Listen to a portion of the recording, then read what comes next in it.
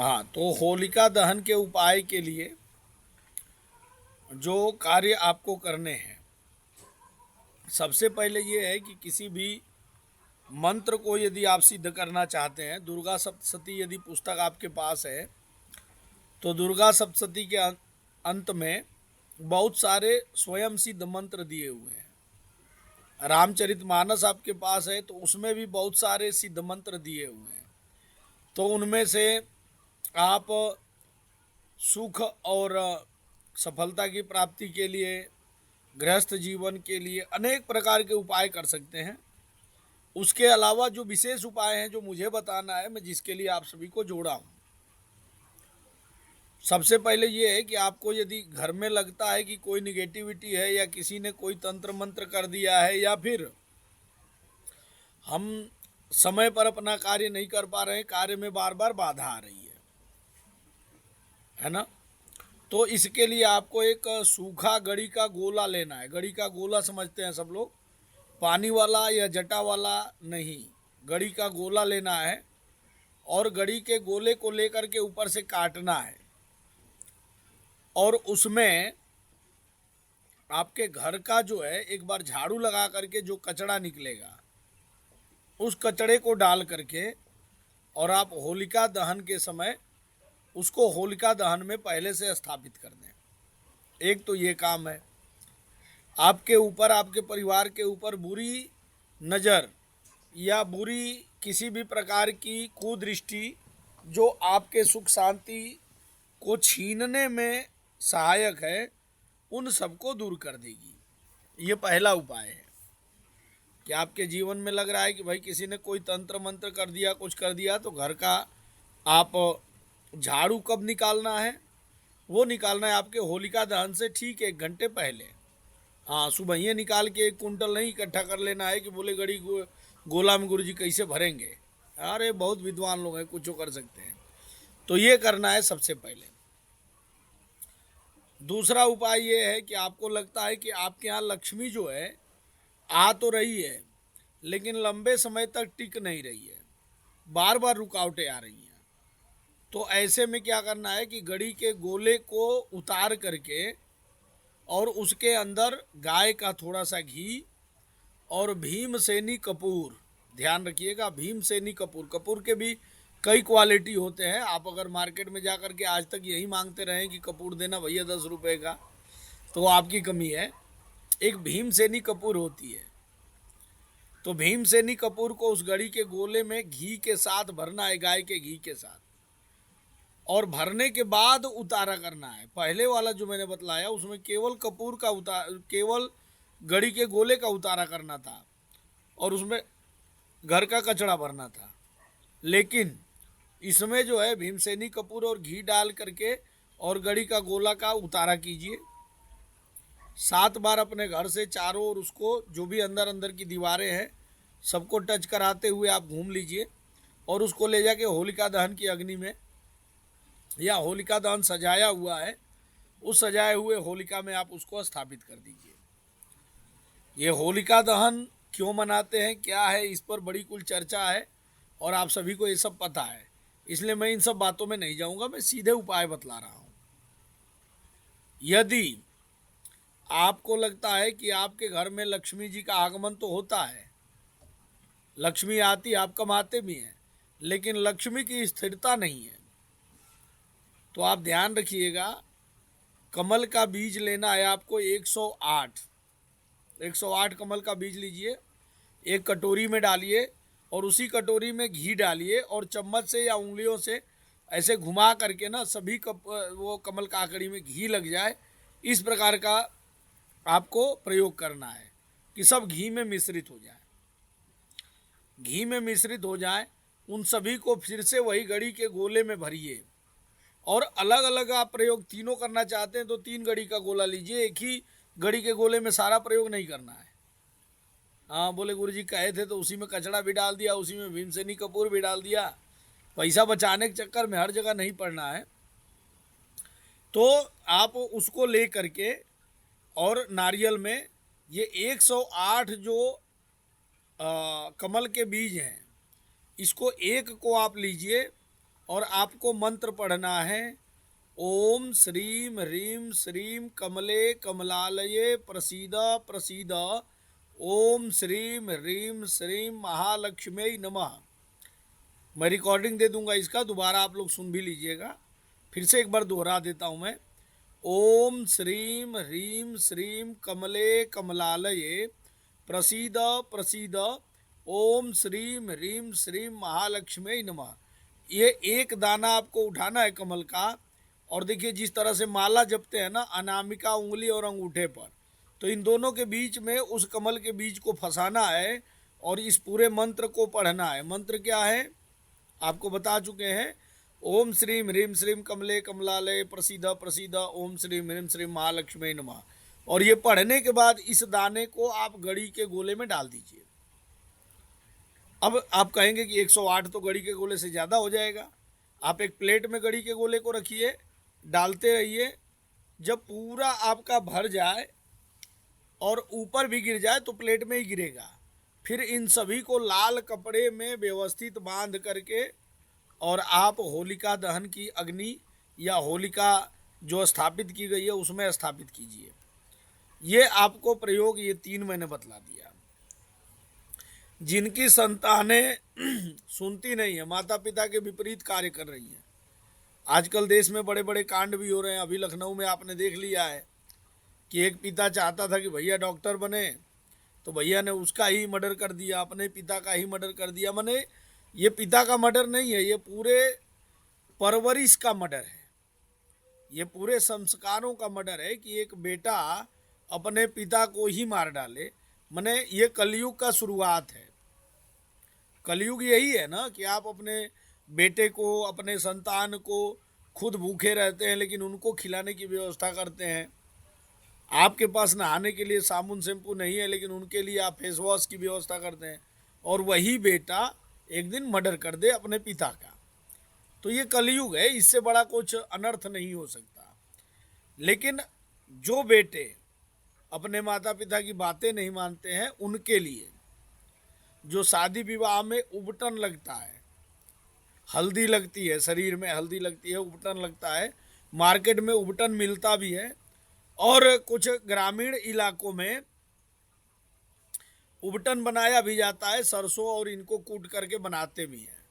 तो आप अपने संतान के ऊपर से ना उसको निकालिए, उसको लगा करके मसाज करते हैं, मालिश करते हैं, और मालिश करके उस उबटन को निकालते हैं, और निकाल करके और एक काले कपड़े में भर लीजिए। आप संतान के, जो आपके 1 संतान है, 2 संतान है, 3 संतान है, सबका जो मैल है शरीर का जिसको हम कहते हैं, इकट्ठा कीजिए, एक काले कपड़े में भरिए और आप होलिका में उसको स्थापित कीजिए। इससे आपकी संतान आपके विपरीत आचरण करना बंद कर देगा। आप चाहते हैं कि भैया पढ़े, आपके साथ वो आर्ग्यूमेंट ना करे, आपको जवाब ना दे, है ना, वो अपने कार्य में, शिक्षा में आगे बढ़े, अपने जो भी प्रोफेशन है उसमें आगे बढ़े। ये युवा से लेकर वृद्ध तक, अगर आपके घर में 90 साल के उम्र के दादाजी हैं तो आप अपना उबटन उतरवा के दादाजी को दीजिए कि आपको होलिका दहन की आग में इसको स्थापित करना है, या होलिका दहन जहाँ पर बनाया गया है उसमें आपको डालना है, अपने हाथ से डालना है। ये ध्यान रखिएगा कि उनके हाथ से डलवाना है जो घर के बुजुर्ग हैं। एक चीज़ ये, और भी कुछ उपाय हैं।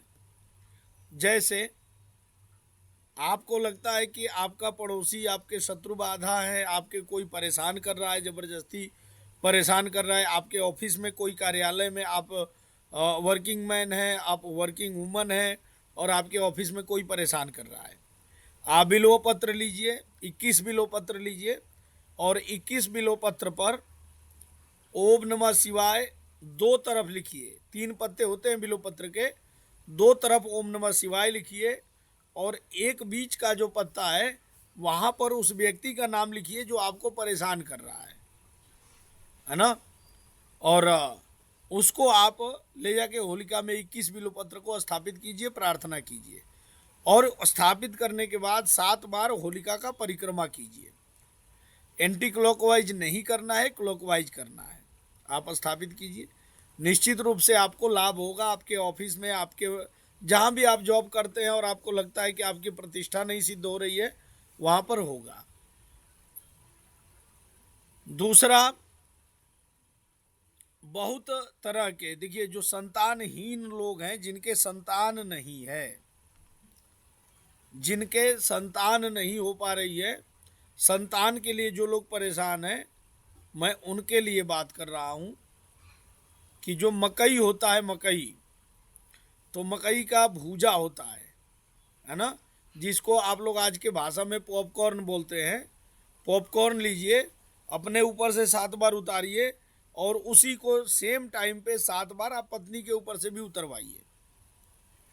7 बार आपके ऊपर से जो पॉपकॉर्न उतरेगा वो, और 7 बार पत्नी के ऊपर से उतरेगा वो, इन दोनों को लीजिए और आधे घंटे के लिए दूध में डुबा दीजिए। दूध में डुबा के छोड़ दीजिए और बाद में उसमें से थोड़ा थोड़ा, एक एक चम्मच आप लेकर के, एक पॉपकॉर्न का दाना और दूध 1 चम्मच, ये दोनों प्रसाद लीजिए और बाकी का जो बचा हुआ है उसको आप होलिका दहन में दे आइए, प्रणाम कीजिए। निश्चित रूप से आपको इसका लाभ मिलेगा। आपको लगता है कि आपका कोई भी कार्य रुका हुआ है, बार बार रुकावट आ रहा है कार्यों में, आप काला उड़द लीजिए, काला उड़द, और उसमें जो कामाक्षी सिंदूर होता है, सिंदूर की भी देखिए बहुत सारी क्वालिटी होती है, तो एक प्रकार का जो सिंदूर होता है वो कामाक्षी सिंदूर होता है। कामाक्षी सिंदूर लीजिए और उसमें जो है आप मिक्स कीजिए और उसमें हल्दी भी मिलाइए, 1 चम्मच घी डालिए गाय का, और इन सबको मसल करके अच्छे से, और अपने हथेली से उसको मसलना है। अगर आपको लग रहा है कि आपका कार्य बार बार रुक रहा है, कार्य में रुकावट आ रही है, तब आप इसको उठा करके और होलिका में स्थापित कर दीजिए। आपके किसी भी गुरुजी प्रकार ये के कार्य कामाख्या हैं सिंदूर वाला एक बार और वो बता दीजिए। रुकावट हो रहे हैं, तो वो कार्य आपको पूर्ण होंगे। ये तो कुछ उपाय हैं जो जनरली उपाय हैं, जिनको मैंने समाज की जरूरत है, ये उपाय हैं, इनको बतलाए। इसके अलावा जो लोग हस्तरेखा की क्लास में जुड़े हुए हैं, हस्तरेखा पढ़ रहे हैं, हस्तरेखा की विद्या में आगे बढ़ रहे हैं, इनको पंचांगुली देवी की साधना करनी है। हस्तरेखा वालों को विशेष करके पंचांगुली देवी की साधना करनी है। पंचांगुली देवी का साबर मंत्र है, वह साबर मंत्र मैं आपको ग्रुप में भेज दूंगा। साबर मंत्र किसी से गुरुमुख कराने की भी जरूरत नहीं पड़ते हैं, है ना, ये आपको स्वयं सिद्ध हो जाते हैं। उसको आपको कम से कम 108 बार पढ़ना है। मंत्र बहुत छोटा है, परेशान नहीं होना है, गुरुजी तो पता नहीं कितना बता दे, रात भर हम पढ़ते ही रहें, ऐसा नहीं। छोटा सा मंत्र है, उसको 108 बार पढ़िए। और हस्तरेखा की क्लास में जो लोग जुड़े हुए हैं, आप देखिए कि मेरे पास अलग अलग तरीके से मैसेज करते हैं। मैंने केवल अभी मणिबंध का प्रयोग स्थापित किया है और मणिबंध से ही मैंने 30 से 40% हस्तरेखा शास्त्री बन चुके हैं, ज्योतिषी हो चुके हैं, है ना। ये मेरे लिए बड़ा सुखद अनुभव होता है जब आप लोग अपना अनुभव मुझे बताते हैं। बड़ी खुशी होती है कि कम से कम शास्त्रीय तरीके से आप देखना सीख रहे हैं हाथ को, है ना। बाकी मार्केट में बहुत सारे लोग घूम रहे हैं जो 2 दिन में, 1 घंटे में भी आपको ज्योतिषी बना देंगे, हाथ रेखा दिखाना सिखा देंगे। हमारे यहाँ जो चल रहा है वो 40 दिन का कार्यशाला है, उसको हम 1 दिन में और 1 घंटे में नहीं सिखा पाएंगे, है ना। तो बड़ा ये सुंदर रहता है। तो ये कुछ उपाय हैं जिनको आप कीजिए। दूसरा ये है कि आपको हल्दी का एक प्रयोग बताते हैं रहा हूँ। हल्दी के प्रयोग में ये है कि आपको अपने घर के ऊपर से, आपके समूचे घर के ऊपर से 7 हल्दी की गांठ लेनी है, और 7 हल्दी की गांठ में एक बार 7 का नाम ले रहा हूँ। आपको क्रम से उत्तर से दक्षिण की ओर स्थापित करना है, माने आप पूरब से पश्चिम की ओर ही स्थापित करेंगे, लेकिन उत्तर की ओर की जो पहली हल्दी होगी उसका नाम होगा श्री, दूसरी का नाम होगा लक्ष्मी, तीसरी का नाम होगा धृति, चौथी का नाम होगा मेधा, पांचवी का नाम होगा स्वाहा, छठी का नाम होगा प्रज्ञा और सातवीं का नाम होगा सरस्वती। इन सभी हल्दियों पर एक एक फूल चढ़ाइए, उनको कुमकुम से तिलक कीजिए और बारंबार प्रणाम कीजिए। होलिका दहन जहाँ पर होने वाला है, होलिका की स्थापना हुई है, वहाँ पर आप ले करके इस हल्दी की गांठ को पीले कपड़े में खड़े हो जाइए। और जब होलिका दहन हो जाए तो होलिका दहन की अग्नि को 7 बार परिक्रमा कीजिए, क्लॉकवाइज, एंटी क्लॉकवाइज नहीं, क्लॉकवाइज। और परिक्रमा करने के बाद उस हल्दी को और कपड़े को अपने घर ले आइए। आपके यहाँ लग रहा है कि कोई मांगलिक कार्य नहीं हो रहे हैं, विवाह इत्यादि में बारंबार रुकावटें आ रही हैं, तब के लिए आपको ये प्रयोग करना है। और निश्चित रूप से विवाह इत्यादि जो भी लड़के का हो, लड़की का हो, किसी का भी हो, आप मन में संकल्प कीजिए, 7 प्रकार के ये देवियों का नाम लीजिए और मैं इसकी रिकॉर्डिंग आपको उपलब्ध करा दूंगा, तो किसी तरह की किसी को परेशानी भी नहीं होगी। ये सामान्य उपयोग आपको हल्दी के गांठ का है, ठीक है ना। ये सामान्य प्रयोग है जो सभी को करना चाहिए। ये तो मैंने प्रयोग बतलाए। ये बहुत सुंदर प्रश्न है आपका कि रोग, यदि मान लीजिए किसी का लंबे समय से कोई बीमारी चल रही है या कोई रोग है, अच्छा प्रश्न है आपका। जब प्रश्न अच्छे होते हैं ना तो बड़ा प्रसन्नता होती है कि चलो कोई ध्यान से सुन रहा है, सही चीज़ पूछ रहा है। और जब बताए होते 10 बार बताए हो उसी बात को पूछे तो फिर आती है गुस्सा। हाँ, लेकिन हाँ, क्रोध नहीं है, पारुल डरता बहुत है। तो रोग के लिए जो आपने बताया, आप देखिए, एक नींबू लेना है। नींबू को आप बीच से काटिए। काटने का तरीका नींबू का जिस तरीके से आप सलाद के लिए काटते हैं बीचों बीच में से, वैसे काटिए। और उसको दोनों को अलग नहीं करना है, दोनों टुकड़ों को इस तरह काटना है कि वो जुड़े रहें। उनके बीच में आप कुमकुम डालिए और हल्दी डालिए और 7 लौंग डालिए। वो लौंग उस व्यक्ति का, जो रोगी है, उसके नाम का प्रार्थना करके 7 लौंग अलग अलग उस बीच में स्थापित कर दीजिए। काले कपड़े पर रखिए ताकि गिरे जो चीज़ें, उसमें से कुमकुम गिरे, हल्दी गिरे या फिर ये लवंग गिरे, वो बाहर ही कपड़े पर ही गिरे, बाहर ना जाए। और इसको प्रार्थना करने के बाद उस बीमार व्यक्ति के 7 बार ऊपर से उतारिए। ये उतारना जो है वो ध्यान रखिएगा, एंटी क्लॉकवाइज उतरेगा, उल्टा उतरेगा। और उल्टा उतारा करके आप होलिका दहन के समय आप प्रदान कर दीजिए, होली में स्थापित कर दीजिए उस कपड़े के साथ। निश्चित रूप से बड़ी से भी बड़ी बीमारी, किसी भी तरह की बीमारी शांत हो जाएगी। हाँ, विनोद जी बताएं।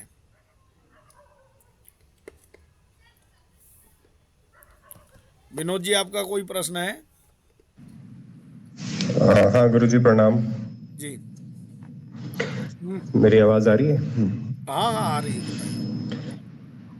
एक सर, गुरुजी ये बताइए कि घर में कोई बिना मतलब छोटी छोटी बातों पे क्रोध करने लग जाता है, जैसे कि सास बहू में लड़ाई हो जाती है। एक उदाहरण के तौर पर मेरे पास एक यजमान का ही आया है क्वेश्चन कि तब ऐसी कोई इस पर्व पे ऐसा कोई उपाय है जिससे उसका गुस्सा शांत हो जाए और घर वालों के साथ वो अच्छा व्यवहार करे। क्रोध बहुत ज्यादा आने लग जाता है, ऐसा कुछ बिल्कुल, चिल्लाने लग जाती है मैं और समझ दूसरे गया। लोगों के साथ सही रहती है, दूसरे लोगों के साथ सही रहती है, किराएदारों के साथ सही रहती है।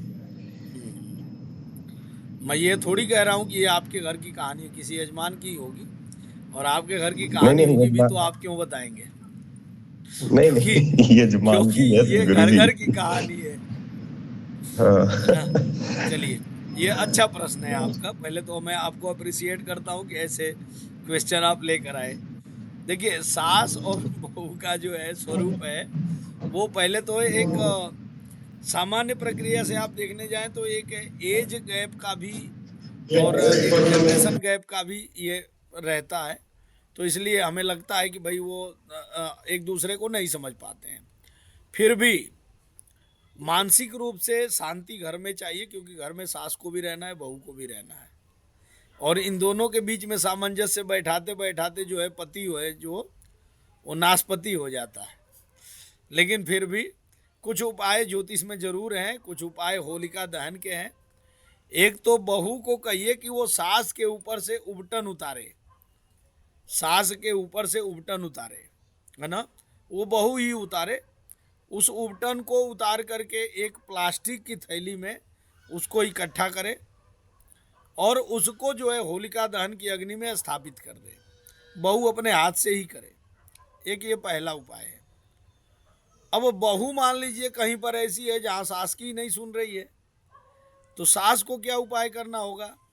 तो सास जो है उस बहू के नाप का, बहू को खड़ी करके काला कपड़ा नाप ले, काला धागा नाप ले और नाप करके एक डंडे में उसको लपेट ले, उस काले धागे को, और वो ले जाके होलिका में स्थापित कर दे। ये दोनों प्रयोग सास और बहू दोनों भी कर सकते हैं। जहाँ पर आपसी सामंजस्य हो दोनों को करवा दीजिए। जहाँ पर नहीं है तो अब मान लीजिए सास बहू को कहेगी कि भैया तू खड़ा हो जा, तेरे नाप का हमें काला धागा चाहिए, बस खत्म। हाँ, लड़ाई झगड़ा जहाँ कम होने के लिए हम विधि कर रहे थे वहाँ टाटा बाय बाय गया, सब कुछ अलग से नौटंकी शुरू हो जाएगी। तो ऐसे में क्या करें? तो ऐसे के लिए जो है ना, कोई भी व्यक्ति, उसका बहू का बेटा हो, उसका पति हो, वो उसके नाप का काला धागा ले ले और वो सास को दे दे कि आप ले जाके स्थापित कर दो। सास फिर भी सक्षम नहीं है तो बेटा ही या उसका पति ही स्थापित कर दे। इस तरह का काम करने से निश्चित रूप से एक मानसिक शांति और आपसी कलह से बचा जा सकता है। ऑफिस में अगर मान लीजिए कहीं पर आप कार्यालय में काम कर रहे हैं और वहाँ पर भी कलह है तो उसके लिए भी मैं अलग उपाय बतला चुका हूँ, है ना। हाँ, रवि शर्मा जी बताइए आपका। जी गुरुदेव प्रणाम। गुरुदेव मैं पूछ रहा था, जैसे अभी आपने संतान प्राप्ति की मनोकामना के लिए जो प्रयोग बताया था, हाँ, उसमें कितने लेने हैं सर? वो मकई की भुजी कितनी लेनी है? वो दूसरी चीज सात, सर, सुनिए वो सुनिए, पॉपकॉर्न 7 को अगर मुट्ठी पहले लेना खा है। लेते हैं, होलिका दहन से पहले अपने ऊपर वहां के रख के अरे अगर नहीं ब्रेक चलता है लगाइए, सर, वो ब्रेक जूठा क्यों लगाइए, हो जाएगा? कि वो होलिका दहन के बाद लेना है पहले लेना है? सुनिए सुनिए, ब्रेक लगाइए। आपके सवाल पर थोड़ा सा ब्रेक लगाइए। लगातार आप बोले गए, आपकी आधी आवाज़ आई आधी नहीं आई। पहले ये है कि 7 मुट्ठी वो मकई का दाना लेना है, मकई का पॉपकॉर्न जो है वो 7 मुट्ठी लेना है। और आगे का आप एकदम से बिना ब्रेक लगाए लगातार बोले गए तो कुछ समझ में आया नहीं कि आप पूछ क्या रहे थे। जी मतलब दोबारा बोल देता हूँ। आगे का सर मैं ये बोला कि इसमें सर उसको अगर पहले उसमें से एक निकाल के पहले पाल लेंगे तो सर क्या वो जूठा नहीं हो जाएगा? फिर जूठा क्या होलिका में नहीं, रह क्यों देंगे या क्यों? होलिका दहन में डाल के आने के बाद एक निकाल के रखेंगे, उसको बाद में पाएंगे? पहली बात तो ये है रवि शर्मा जी, मैं आपको बता दूं कि आप लोग जब जुड़ते हैं और सवाल होते हैं तो आप नेटवर्क में रहें। आपकी आवाज़ क्लियर नहीं आ रही है। जो आपकी बातें मुझे समझ में आई वो ये है कि आप जूठे की बात कर रहे हैं। तो अगर मान लीजिए उसमें से निकाल के आप अलग पात्र में रख लेते हैं तो कहीं से वो जूठा नहीं होगा, है ना। और नेटवर्क में रह के आप लोग सवाल कीजिए तो ज़्यादा बेहतर है, तो आपके लिए भी मेरे लिए भी, क्योंकि जब सवाल समझ में नहीं आएगा मैं जवाब क्या दूंगा। ठीक है, तो धन्यवाद। और आप लोगों के कोई भी देखिए सवाल हों, किसी के भी सवाल हों आप लोग। हाँ पंकज बताओ बेटा। गुरुजी प्रणाम। हाँ, मैं ये पूछ रहा था कि मैं रोज संध्या करता हूँ, तो मेरा एक ही प्रश्न है कि जो भगवती की जो ये कर रहा हूँ मैं, तो क्या इसके लिए भी उपाय कर सकते हैं कि संध्या के लिए गायत्री सिद्ध हो सके या गायत्री कृपा कर सके मातेश्वरी? गायत्री सिद्धि के लिए आपको मैं पहले बता चुका हूँ कि आप जप कीजिए। साबर मंत्र के अलावा आप वैदिक मंत्र, पौराणिक मंत्र, बीज मंत्र, तांत्रिक मंत्र, किसी भी तरह के मंत्र हैं उनका जप कीजिए। अधिक से अधिक जप कीजिए, वो आपको सिद्ध होगी, निश्चित रूप से होगी। क्योंकि देखिए 4 और गुरुजी दोनों रात्रियां पूरे साल में होती हैं, जो काल रात्रि, महारात्रि, मोह रात्रि और दारुण रात्रि। तो काल रात्रि, महारात्रि और मोह रात्रि आपको व्यतीत हो चुकी है। यही एक अंतिम मौका आपके पास है जब दारुण रात्रि आ रही है।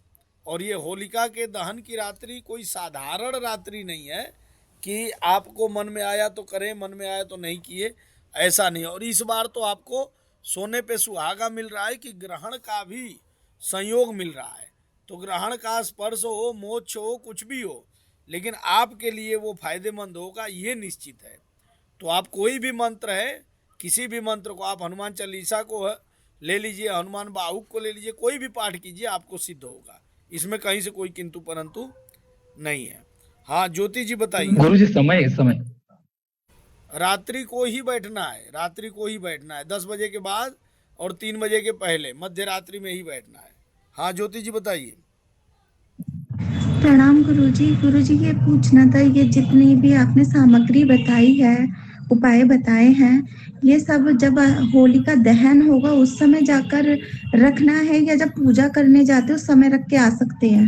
होलिका दहन से कोई मतलब नहीं है, पूजा के समय रखना है, और जो उपाय होलिका दहन के समय के बताए वो तो उसी समय करना है। दोनों तरह के उपाय जी बताए गुरुजी, मैंने। उसमें एक हाँ उसमें है। और एक गुरुजी ये पूछना था, जैसे ये गायत्री मंत्र का पूछ रहे थे, तो इसमें शाप विमोचन वगैरह भी करना रहेगा कि सिंपल मंत्र पढ़ने से हो जाएगा? केवल मंत्र पढ़ना है, केवल मंत्र पढ़ना है, सिद्धि के लिए कोई शाप विमोचन इत्यादि की जरूरत नहीं है। हाँ पारुल जी बताइए। गुरु जी प्रणाम। हाँ गुरु जी जैसे किसी पे कोई केस चल रहा हो काफी देर से, तो वो केस हल नहीं हो रहा हो, तो उसके लिए कुछ? हाँ बिल्कुल, ये देखो बढ़िया प्रश्न लेके आया। मुकदमा इत्यादि चल रहा हो, किसी पर कोई केस चल रहा हो, कोई एफआईआर है, चीजें हैं, तो इसके लिए मयूरेश्वर को सिद्ध कीजिए। मयूरेश्वर का 108 पाठ जो है, वैसे तो मयूरेश्वर का 1000 पाठ कहा गया है, लेकिन ग्रहण काल में या दारुण रात्रि में आप केवल 100 बार पढ़ेंगे तो ये सिद्ध हो जाएगा। और सिद्ध किया हुआ जो मंत्र है आपका, वही दुनिया के लिए, आपके यजमान के लिए, आपके खुद के लिए भी कार्य करेगा, है ना, अलग से नहीं करेगा। हाँ प्राची जी आप बताइए। गुरु जी प्रणाम करना हो फिर? जी प्राची जी। गुरु जी प्रणाम। गुरु जी प्रॉपर्टी के लिए भी कुछ उपाय बता दीजिए, अगर किसी की प्रॉपर्टी नहीं सेल हो रही हो।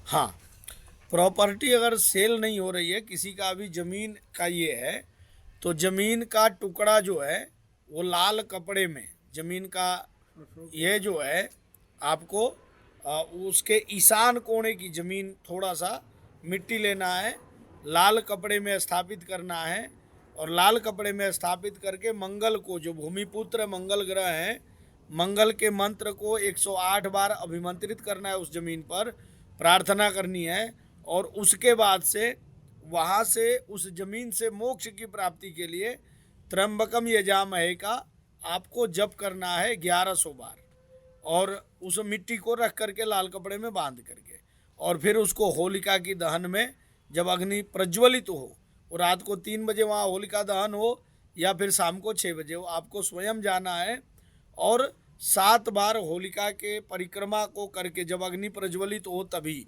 और 7 बार परिक्रमा करके उस मिट्टी को उसी में कपड़े के साथ समर्पित करना है। प्रार्थना करना है कि मेरा ये ज़मीन, मेरा ये प्रॉपर्टी, मेरा ये बिल्डिंग जल्दी से जल्दी बिक जाए, ऐसा मैं प्रार्थना करती हूँ। बस इस तरह से आपको प्रयोग करना है। ठीक है, तो धन्यवाद सभी को। और भी कोई उपाय के लिए आपको चाहिए तो आप मुझे व्यक्तिगत रूप से मैसेज कीजिएगा, मैं आप सभी को उसका जवाब दूंगा। धन्यवाद सभी को। जय श्री महाकाल।